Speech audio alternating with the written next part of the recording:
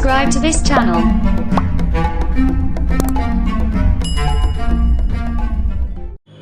Assalamualaikum warahmatullahi wabarakatuh. Perkenalkan, nama saya Muhammad Fahri Warhat dari kelas UTOC nomor absen 22 dari SMK Negeri 13 Suharjo. Ingin menjelaskan tentang sensor dan akuator pada mobil. Nah, di bagian ini yaitu bernama sensor TPS atau bisa disebut throttle position sensor. Sensor TPS berfungsi untuk membaca kutub throttle. Tentunya semakin besar pembukaan throttle yang terbaca, maka ECU akan memberikan bahan bakar yang lebih banyak daripada saat pembukaan. Nah, mungkin ini yang dinamakan TPS.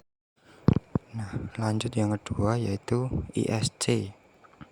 Sensor ISC atau bisa disebut idle speed control berfungsi untuk mengontrol kecepatan idle atau stasioner pada mesin.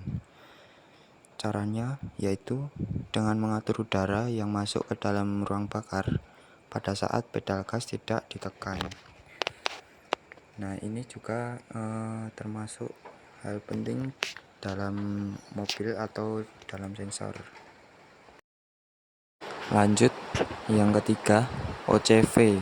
Sensor OCV atau bisa disebut oil control valve berfungsi untuk mengontrol tekanan oli. Ini sangat penting karena tekanan oli sangat besar untuk sebuah mesin. Mesin dengan tekanan oli yang kurang akan menyebabkan overheating atau bisa disebut kelebihan panas. Kemudian nomor 4 yaitu CMP atau Camshaft Position Sensor atau sering disebut sensor camshaft. Fungsi utama sensor camshaft yaitu mendeteksi posisi dan kecepatan knock. Nomor 2 menginformasikan posisi buka tutup katup pada ECU engine control unit. Tanpa data dari sensor CMP atau ECU tidak bisa mensinkronkan waktu pembakaran secara akurat. Nomor 5 yaitu Crankshaft Position Sensor atau CKP. Sensor CKP berfungsi untuk mendeteksi posisi crankshaft dan mengirim sinyal ECU. Data yang diperoleh oleh ECU akan digunakan untuk mengatur waktu terjadinya penyemprotan bahan bakar. Tentukan lama penyemprotan, menghentikan pasokan bahan bakar pada waktu deselerasi, atau menentukan waktu pengapian. Lanjut nomor 6, knock sensor. Knock sensor berfungsi untuk mendeteksi engine bila terjadi masalah knocking atau ngelitik. Bila terjadi knocking pada engine, maka ECU akan memerintahkan timing menggapai untuk dimundurkan sampai tidak terjadi knocking. Kemudian dimajukan kembali. Secara kerja antar kontrol clock ECU terjadi masalah knocking. Nah, lanjut ke nomor 7.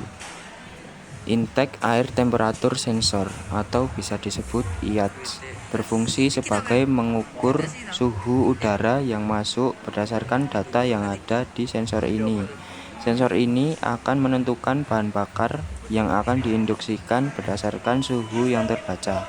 Contohnya, saat cuaca dingin, maka jumlah bahan bakar yang akan ditambah agar mesin mudah untuk dihidupkan. Lanjut ke nomor 8 yaitu yang saya tunjuk ini, water temperature sensor atau bisa disebut WTS. Fungsinya untuk mengukur air pendingin sebagai referensi suhu mesin. Saat suhu mesin dingin, maka bahan bakar yang akan masuk ke dalam silinder akan bertambah, dan berlaku sebaliknya atau bisa disebut mengurang.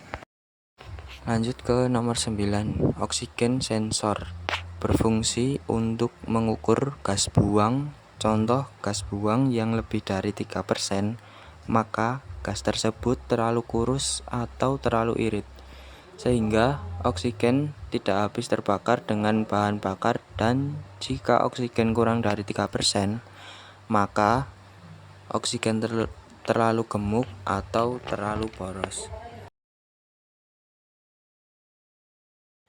Lanjut ke nomor 10 yaitu Manifold Absolute Pressure atau bisa disebut MAP. Berfungsi untuk mendeteksi tingkat kevakuman pada saluran masuk akibat hisapan dari mesin. Nilai vakum akan dirubah menjadi nilai tegangan yang dikirim ke ECU.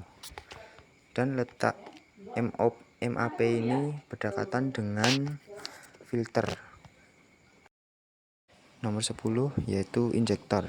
Injektor berfungsi menyemprot bahan bakar dalam ruang bakar pada tiap-tiap silinder. Kerja injektor dikendalikan oleh ECU atau bisa disebut ECM, dan injektor akan menyemprotkan pada tiap-tiap silinder, yaitu setiap silinder akan disemprotkan oleh injektor satu persatu. Dan fungsi injektor ini sangat penting karena menyemprotkan bahan bakar. Lanjut nomor 11 yaitu coil atau bisa disebut ignition coil. Berfungsi untuk mengubah tegangan rendah dari aki sekitar 12 volt menjadi tegangan tinggi bisa mencapai 20.000 sampai 40.000 volt atau lebih, yang dibutuhkan untuk menciptakan loncatan bunga api spark diffusi. Bunga api inilah yang menyalakan campuran udara dan bahan bakar di ruang bakar mesin. Oke, kita lanjut ke nomor 12 yaitu Electric Cooling Fan Control. Electric Cooling Fan Control berfungsi menghidupkan kipas listrik pendingin jika temperatur mesin mencapai 98 derajat Celcius. Selain itu juga sistem ini akan bekerja ketika sensor temperatur air pendingin rusak atau tidak lagi berfungsi selayaknya dia berfungsi. Oke, kita lanjut ke nomor 13 yaitu Electronic Spark Aventure atau bisa disebut ESA. ESA berfungsi untuk mengontrol waktu pengapian, dimajukan atau dimundurkan, yang didasarkan inputan dari sensor-sensornya. Pada ESA sudah tidak menggunakan distributor lagi atau menggunakan sistem DLI, distributor less legitimate, atau sistem DS direct legitimate system.